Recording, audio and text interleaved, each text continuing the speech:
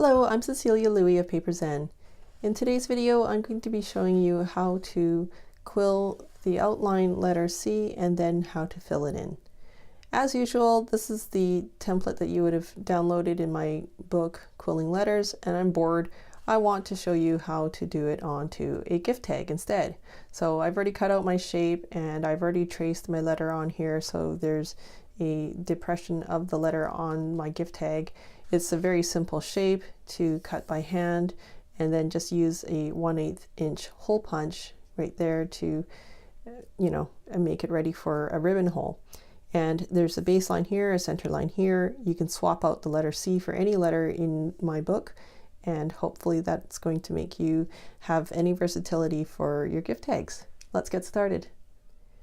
Just as I showed you in my letter B video, I'm going to be using the crochet hook rather than my quilling needle to create these arcs because they're so much larger than the tight coils that you'll see when you're doing regular quilling. So in my pattern, you'll see this is the longer strip, so I'm going to be starting with that part first. I'm just going to soften the strip and see how that looks against the template. That's actually not too bad, right? You don't want to be forcing too much to be going on with the letter. So for an initial start, that's not bad. So now I'm going to do this inner part. And so I'm going to soften just that part. So I'm not going anywhere beyond these two straight areas. And I'm just going to see how that looks for now. So you can see the curve here is so much tighter than the curve here. And these two obviously are mimicked. So I'm going to rub the top and bottom of that curve and not rub the middle section here because we want that curve to be just a little bit larger. So rubbing basically is like a very more aggressive form of softening, I would say. So you can see how aggressive rubbing can be, right? And paper is very forgiving. You just kind of tease it back into shape.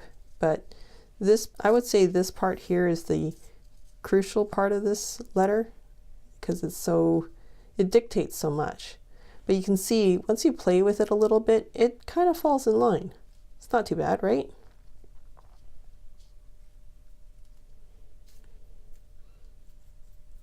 But we basically want to get this as close to the final thing as we can so that it makes our job of gluing that much easier.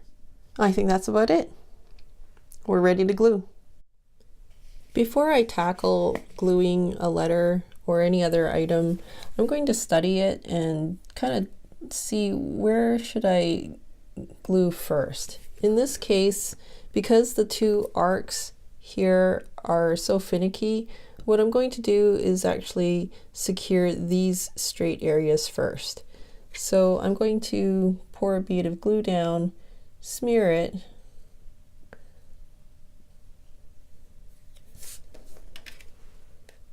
to get it nice and thin to avoid any of the glue blobs, and then try to I guess dip just the corner, the straight edges.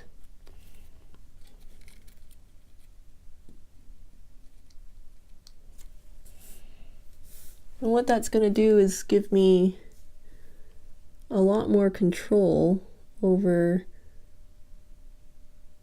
the finicky parts. This is the part where you wish you had 8 arms, right?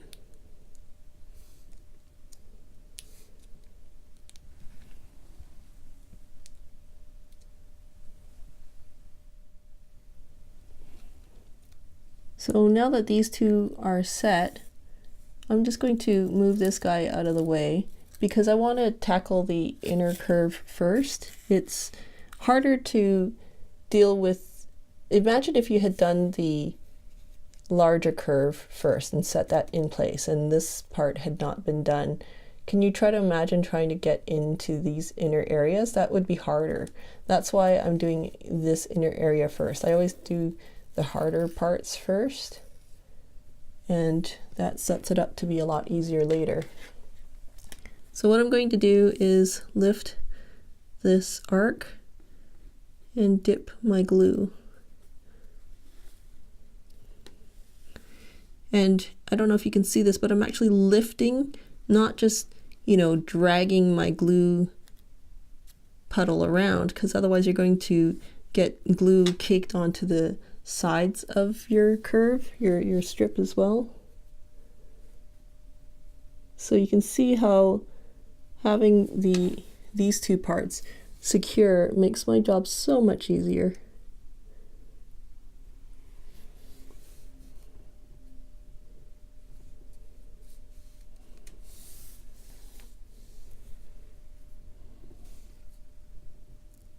And before it dries completely, you do have some time to maneuver. It's a little dim in here in my studio where I'm filming because the kind of lighting that I've got, so I usually have a lot better lighting when I'm doing this kind of work.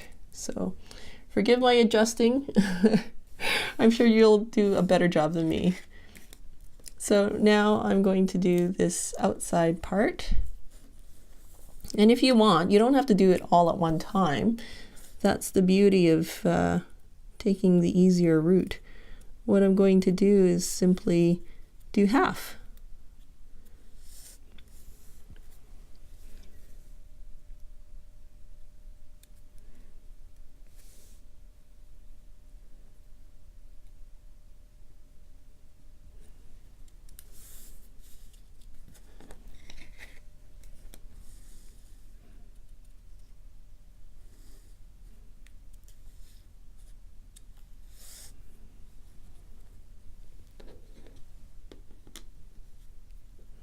And I'm going to put this straight edge here just to make my final corner very, very aligned. Nothing like having some leftover bit come out and kind of ruin the whole effect.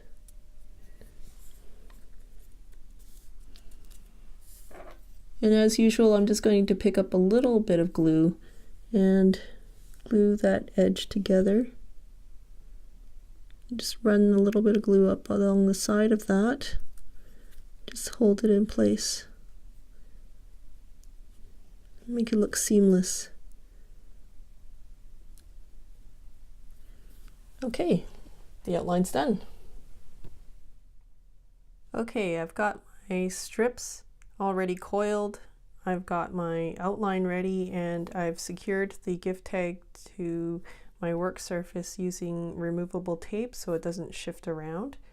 And I've got another demo here for you in case you didn't see how I create these coils. I would tend to pre-soften my strip, and if I'm going to do the entire length, then I'll turn it around and just soften that as well, and press my finger, press the tool into my finger, and using friction like you're rubbing dry glue off your finger, I'm going to wrap that paper end around the tool. I'm not rotating this tool, I'm just simply rubbing the paper around the tool. So I'm going to loosen it up to about that innermost coil, and because this paper has remembered how much I had coiled it, I can recoil that by hand as much as I like. So that's how I created those coils. And just repeated softening like this will just smoothen out any arcs and make it more fluid. That's a very key thing to do, because your eye can surprisingly pick up any unfluid areas, kinked up areas and things like that. So anyway, quick demo on how to do those curves there. So I'm going to put down new glue again, because there's nothing worse than getting everything ready with the perfect strip only to have it ruined by glue blobs that have dried and stuff. So let's just smear that down flat so we get a very thin coating of glue on our strip.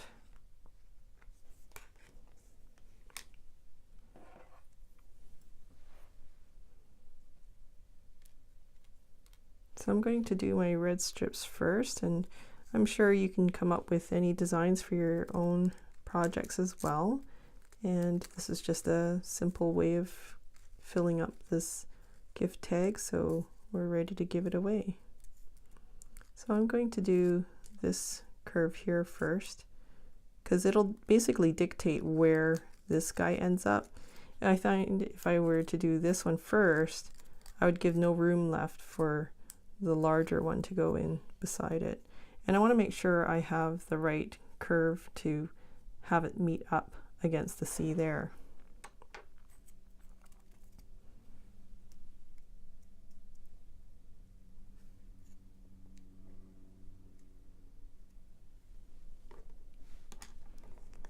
And I'm just going to smear a little bit of glue right on that tail by dragging it through the glue like that, just to pick up a little bit of glue right there so that it'll attach itself to the C there.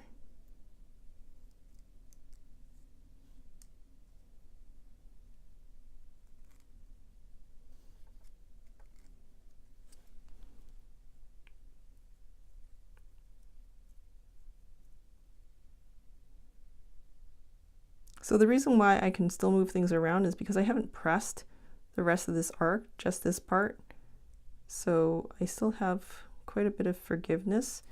So my eye is trying to follow this curve of the inner part of the C along with this red arc, just so that they are in tune with one another.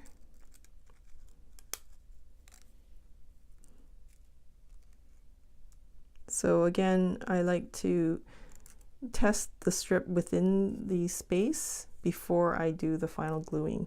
This way, if there's any hesitations about the curve or the arc or anything, I can still change all that before I go to glue. Because once you're gluing, it's kind of hard to stop midway, right?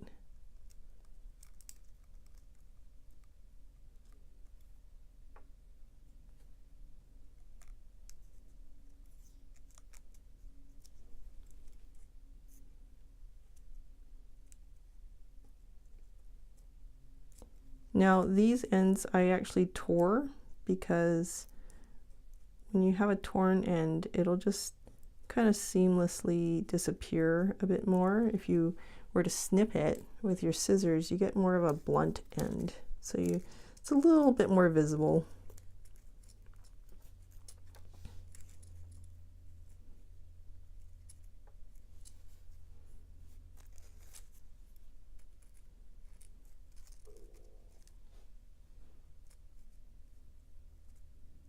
So I think that's the kind of arc I'd want in that area there.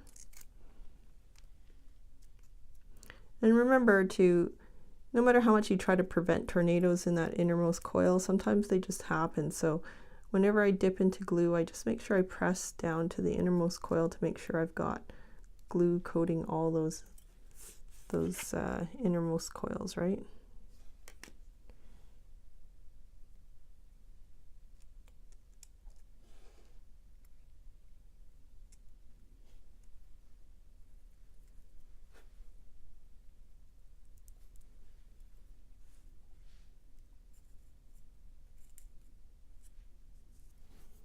And sometimes it just kind of goes down. And when it does, you just kind of go, okay, I guess that's where you want to live.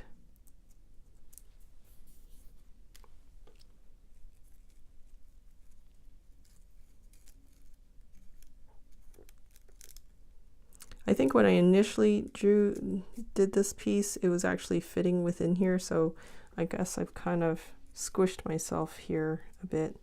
And that's kind of what happens. Sometimes your best laid plans go awry, right? So not a big deal. I'll just shorten this strip and give this coil a new home here and kind of adjust as I go.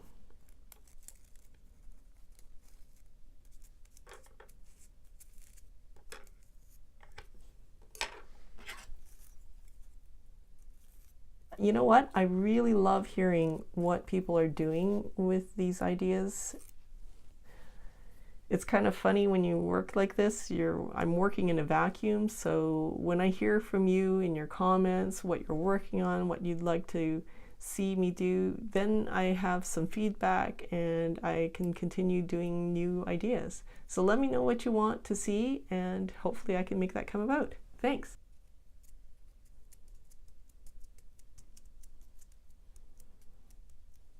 So I don't happen to have any more orange on hand right here, and so I'll probably finesse a little bit more, but you get the idea of how to put down these coils.